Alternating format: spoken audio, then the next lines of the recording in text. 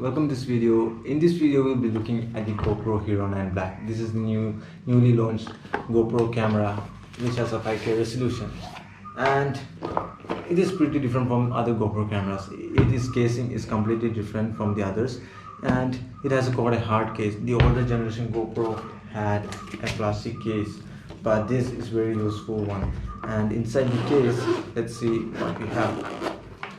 Inside the case we have the GoPro Hero 9 Black, which is way bigger than the older generation, and also have a drain mic which is useful in water shots, and a USB cable, a bigger battery. This battery is way bigger than the older generation GoPro, and this is the battery of the GoPro Hero 8, and this is the battery of the GoPro Hero 9. This 1800 mAh and this is 1200 mAh. And we have got a trimmer mount and a buckle for it, and also few stickers, bundles, everything.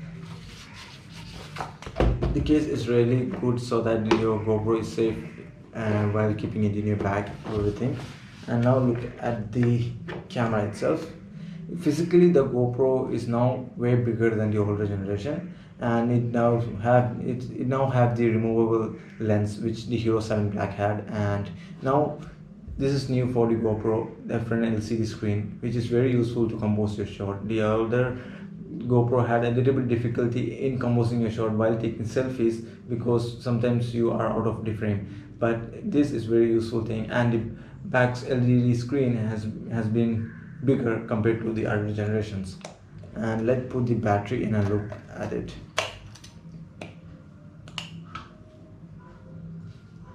And here it goes. You can see this logo here, and this screen can be customized. Let me show you. You can either set as a full screen mode, which is the default mode, or landscape mode, or the status only mode. You can only see the status of the camera, and or even you can turn it off. I always prefer to stay only full screen mode, which is very useful. And this GoPro Hero 9 has got a new sensor that is almost 23 megapixel sensor, which can shoot up to 5K at 30 frames per second. The older generation had a 12 megapixel sensor which can shoot up to 4K 60 frames per second, and this is a very much big upgrade from the older generation.